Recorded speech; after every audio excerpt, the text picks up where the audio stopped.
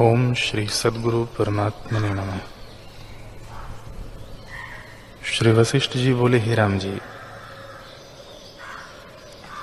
जो कुछ उसको भोगना था वह उसने भोगा और जो कुछ देखना था वह देखा, फिर उसे भोगने और देखने की तृष्णा नहीं रहती। जिस पुरुष का यथाक्रम और यथाशास्त्र आचार और निश्चय है, उसकी समस्त तृष्णाएं निवृत्त हो जाती हैं और उस पुरुष के गुण आकाश में सिद्ध देवता और अप्सरा गान करते हैं और वही मृत्यु से तरता है। भोग की तृष्णा वाले कदाचित नहीं तरते।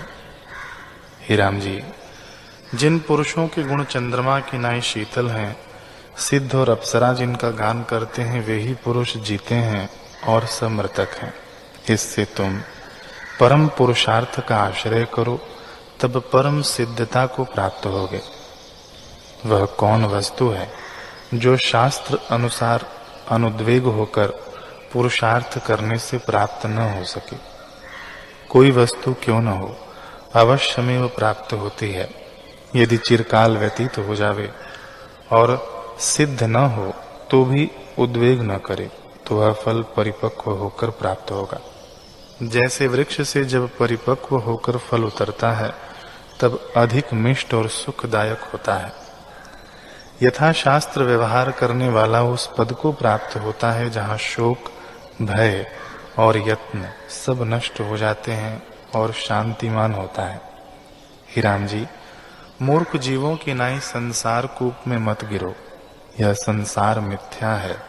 तुम उदार आत्मा हो, उठ खड़े हो और अपने पुरुषार्थ का आश्रय करो और इस शास्त्र को विचारो।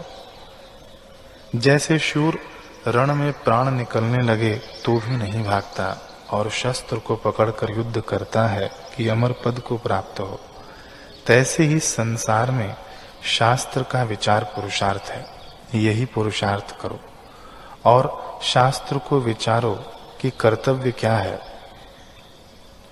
जो विचार से रहित है वह दुर्भागी, दीनता और अशुभ को प्राप्त होगा।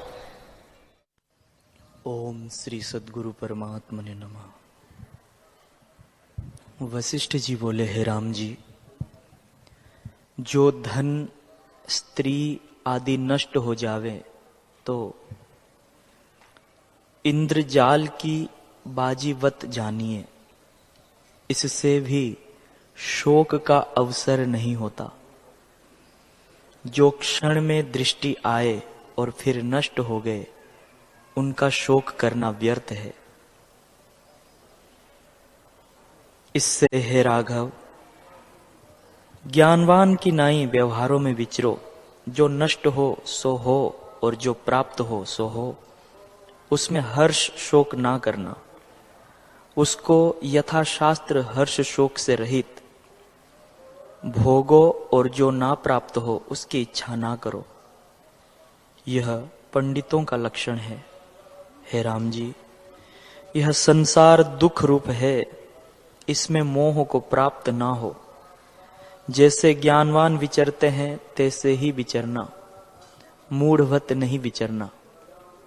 यह संसार आडंबर अज्ञान से रचा है। जो इसको ज्यों का त्यों नहीं देखते वे कुबुद्धि।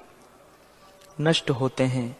संसार के जिन जिन पदार्थों की इच्छा होती है वे सब बंधन के कारण हैं और उनमें जीव डूब जाता है। जो बुद्धिमान है वे जगत के पदार्थों में प्रीति नहीं करते, और जिसने निश्चय से जगत को असत्य रूप जाना है वह किसी पदार्थ में बंधवान नहीं होता। श्री सद्गुरु परमात्मने नमः। श्री वशिष्ठ जी बोले, हे राम जी, अभिमान का त्याग करके सम का आश्रय करो और निरंतर बुद्धि से विचार करो। जब यत्न करके संतों का संग करोगे तब परम पद को प्राप्त होगे। हे राम जी, संसार समुद्र के पार करने को ऐसा समर्थ कोई तप नहीं और न तीर्थ है। सामान्य शास्त्रों से भी नहीं तर सकता।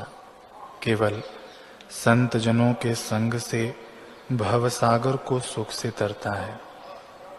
जिस पुरुष के लोभ, मोह, क्रोध आदि विकार दिन प्रतिदिन क्षीण होते जाते हैं और यथा शास्त्र जिसके कर्म है, ऐसे पुरुष को संत और आचार्य कहते हैं। उसकी संगति संसार के पाप कर्मों से निवृत्त करती है और शुभ में लगाती है। आत्मवेत्ता पुरुष की संगति से बुद्धि में संसार का अत्यंत अभाव हो जाता है। जब दृश्य का अत्यंत अभाव हुआ तब आत्मा शेष रहता है। इस क्रम से जीव का जीवत्व भाव निवृत्त हो जाता है और बोध तत्व शेष रहता है। जगत न उपजता है, न आगे होगा, न अब वर्तमान में है। इस प्रकार मैंने तुमसे अनंत युक्ति से कहा है और कहूंगा। ज्ञानवान को सर्वदा ऐसा ही मनन होता है। अचल चिदात्मा में चंचल चित्त फुरा है और उसी ने जगत आभास रचा है। जैसे जैसे वह फुरता है तैसे ही तैसे भासता है और वास्तव में कुछ नहीं। जैसे सूर्य और किरणों में कुछ भेद नहीं, तैसे ही जगत और आत्मा में कुछ भेद नहीं। अहम रूप आत्मा में आपको न जानना ही आत्माकाश में मेघ रूप मलिनता है। अहम रूप आत्मा में आपको न जानना ही आत्माकाश में मेघ रूप मलिनता है। जब परमार्थ में अहम भाव को जानेगा तब अनात्मा में अहम भाव लीन हो जाएगा और तभी चिदाकाश से जीव की अत्यंत एकता होती है। जैसे घट के फूटे से घटाकाश की महाकाश से एकता होती है। निश्चय करके जानो कि अहम आदिक दृश्य वास्तव में कुछ नहीं, विचार किए से नहीं रहता। जैसे बालक की परछाई में पिशाच भासता है, सो भ्रांति मात्र होता है, तैसे ही यह जगत भ्रांति सिद्ध है। अपनी कल्पना से भासता है और दुखदायक होता है, परंतु विचार किए से नष्ट हो जाता है। हरि ओम।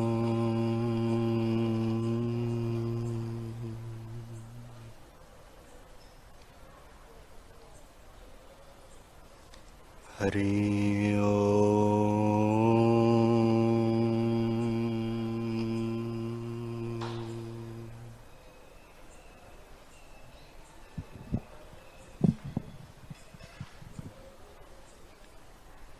हरि ओम।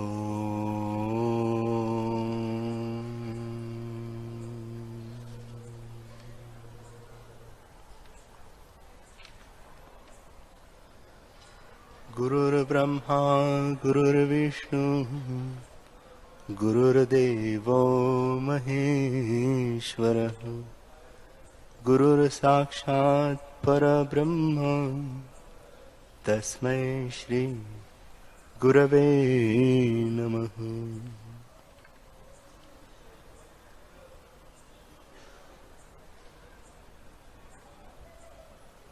श्री योग वशिष्ठ महारामायण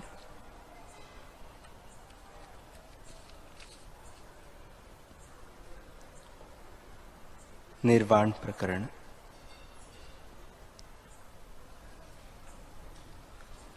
सर्ग 177।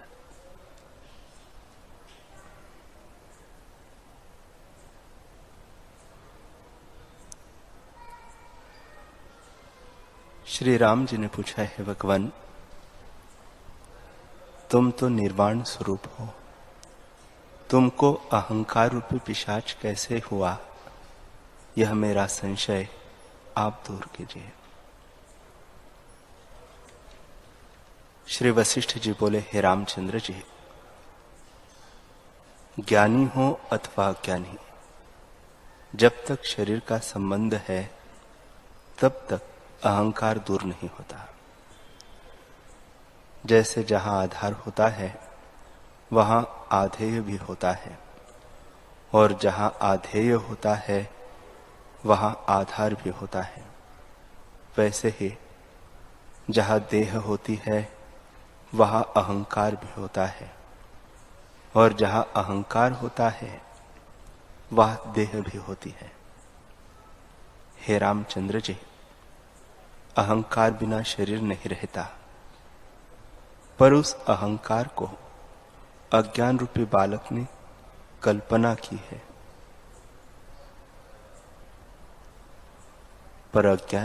परंतु ज्ञानी का अहंकार नष्ट हो जाता है।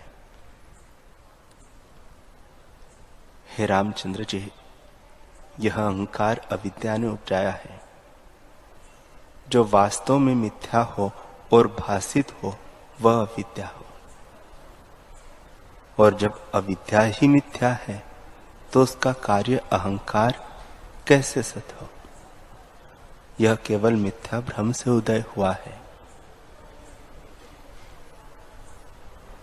जैसे भ्रम से वृक्ष में वैताल भासता है, वैसे ही भ्रम से अहंकार रूपी वैताल उदय हुआ है, और इसका कारण अविचार सिद्ध है। विचार करने से इसका अभाव हो जाता है। जहां विचार होता है वहां अविद्या नहीं रहती। जैसे जहां दीपक होता है वहां अंधकार नहीं रहता, क्योंकि दीपक के जलाने से अंधकार का अभाव हो जाता है। वैसे ही विचार के उदय होने पर अविद्या का अभाव हो जाता है। जो वस्तु विचार करने से न रहे उसे मिथ्या जानिए, और जो आप ही मिथ्या है तो उसका कार्य कैसे सत्य हो? ऐसे अहंकार को मिथ्या जानो। हे रामचंद्र जी, जैसे आकाश के वृक्ष का कारण कोई नहीं, वैसे ही अहंकार का कारण कोई नहीं। मन सहित जो 6 इंद्रियां हैं, शुद्ध आत्मा उनका विषय नहीं, क्योंकि वे साकार और अदृश्य है। साकार का कारण निराकार आत्मा कैसे हो? जो आकार है वे सब मिथ्या है। जो बीज होता है उससे अंकुर उत्पन्न होता है, तब जाना जाता है कि बीज से अंकुर उत्पन्न हुआ है। परंतु बीज ही न हो तो उसका कार्य अंकुर कैसे उत्पन्न हो? जैसे जगत का कारण संवेदन ही न हो तो जगत कैसे हो?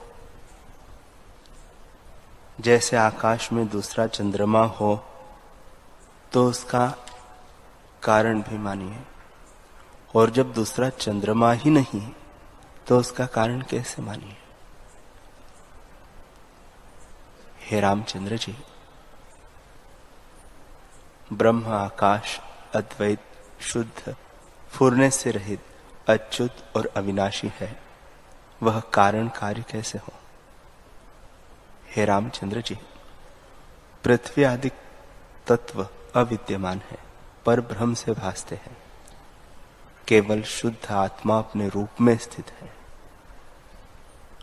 जो तुम कहो कि अविद्यमान है तो भासते क्यों है, तो उसका उत्तर यह है कि जैसे स्वप्न में अनहोती सृष्टि भासती है, वैसे यह जगत भी अनहोता भासता है।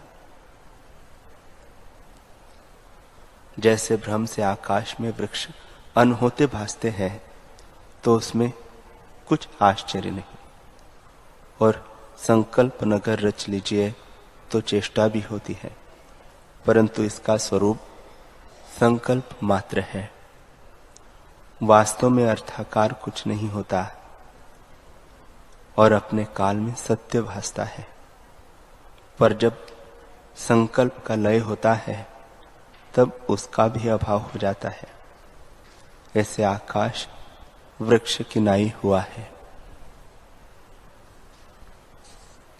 जैसे आकाश के वृक्ष भावना से भासते हैं, वैसे ही यह जगत संकल्प मात्र है। स्वरूप से कुछ नहीं, जो विचार करके देखिए तो इसका अभाव हो जाता है। हे रामचंद्र जी, शुद्ध आत्म तत्व अपने आप में स्थित है, वही जगत का आकार होकर दिखता है, दूसरी वस्तु कुछ नहीं।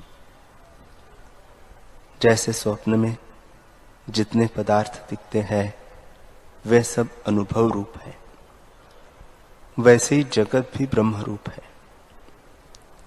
हे रामचंद्र जी, हमको सदा वही भासता है, तो अहंकार कहाँ हो? न मैं अहंकार हूं और न मेरा अहंकार है, केवल आकाश में अहंकार कहाँ हो? हे रामचंद्र जी, न मैं हूं और न मुझ में कुछ फुरना है, अथवा सब आत्म सत्ता में ही हूं तो भी अहंकार न हुआ। हे रामचंद्र जी, हमारा अहंकार ऐसा है जैसे अग्नि की मूर्ति लिखी होती तो उससे कुछ अर्थ सिद्ध नहीं होता, दृश्य मात्र होती है। वैसे ही ज्ञानी का अहंकार देखने भर का होता है, उसे कर्तृत्व या भोक्तृत्व नहीं होता और वे अपने स्वभाव में स्थित है। सब ज्ञानवानों का एक ही निश्चय है कि ब्रह्म ही है और अहंकार का अभाव है। अहंकार न आगे था, न अब है और न फिर होगा। भ्रम से अहंकार शब्द जाना जाता है। हे रामचंद्र जी, जब ऐसे जानोगे तब अहंकार नष्ट हो जाएगा। जैसे शरत काल में मेघ देखने भर को वर्षा से रहित होता है, वैसे ज्ञानी का अहंकार देखने भर को होता है और की बुद्धि में भासता है, परंतु ज्ञानी के निश्चय में असंभव है, क्योंकि उसका अहम प्रत्यय आत्मा में रहता है और परिच्छिन्न अहंकार का अभाव हो जाता है। जब अहंकार नष्ट होता है तब अविद्या का भी नाश हो जाता है और यही अज्ञान का नाश है। ये तीनों पर्याय है। हे रामचंद्र जी, अपने स्वभाव में स्थित रहो और प्रकृत आचार करो। हृदय से शिला कोशवत हो रहो और बाहर इंद्रियों की सब क्रियाएं हो। अपने निश्चय को गुप्त रखो और सब इंद्रियों को इस प्रकार धारण कर जैसे आकाश सबको धारण कर रहा है। अंतर से शिला के जठरवत रहो, तब देखने भर को तुम में भी अहंकार दृष्टि होगा।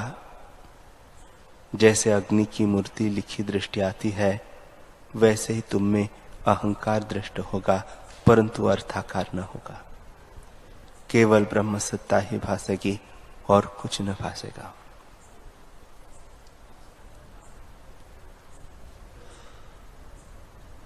राम जी ने पूछा है, भगवान, बड़ा आश्चर्य है कि तुमने अहंकार के त्याग से परम सत्य की प्राप्ति का उपदेश किया है। यह परम दशा है और राग द्वेष मल से रहित, निर्मल, उत्तम, अविनाशी और आदि अंत से रहित है।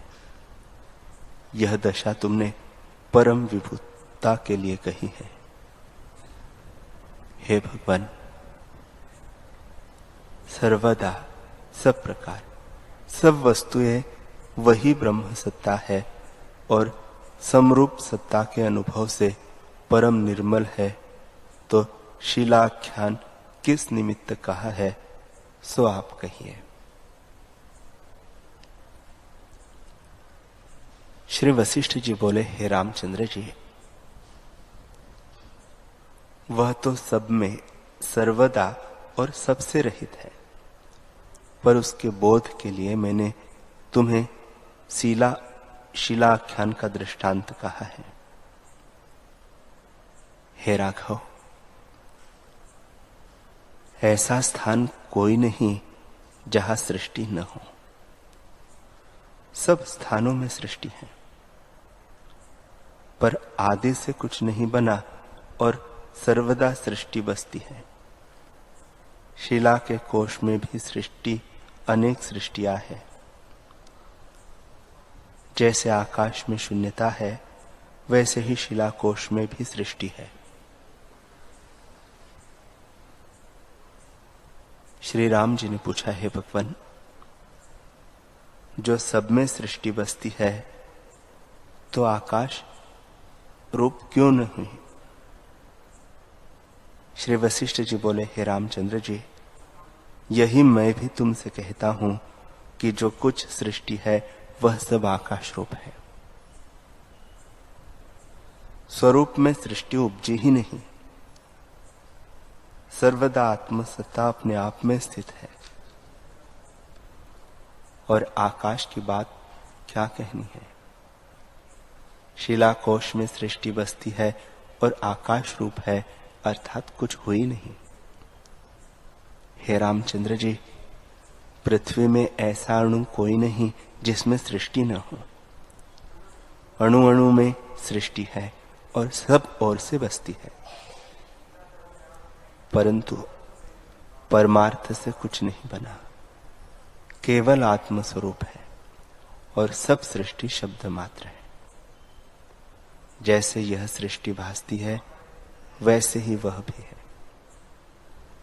जो यह शब्द मात्र है तो वह भी शब्द मात्र है, और जो यह सत्य भासती है तो वह भी सत्य भासती है। हे रामचंद्र जी, ऐसा कोई जल का कण नहीं जिसमें सृष्टि न हो। सभी में सृष्टि है। और यह आश्चर्य देखो कि इसके बिना कुछ नहीं। ऐसा कोई अग्नि और वायु का कण नहीं जिसमें सृष्टि न हो। सब में सृष्टि है और वह आकाश रूप है, कुछ बना नहीं। ब्रह्म सत्ता अपने आप में सदा ज्यों की त्यों स्थित है। हे राघव, आकाश में ऐसा अणु कोई नहीं जिसमें सृष्टि न हो, परंतु कुछ उपजी नहीं। ऐसा ब्रह्माणु कोई नहीं जहां सृष्टि न हो, परंतु स्वरूप से कुछ नहीं हुआ। ब्रह्म सत्ता अपने आप में स्थित है।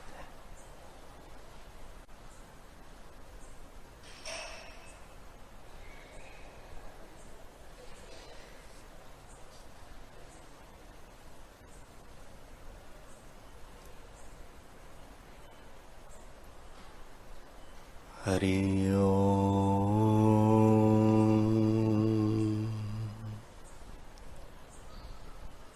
हरि ओम।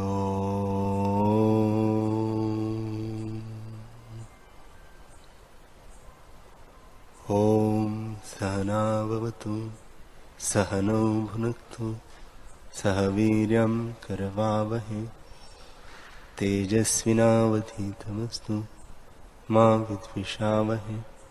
ओम शांति शांति शांति।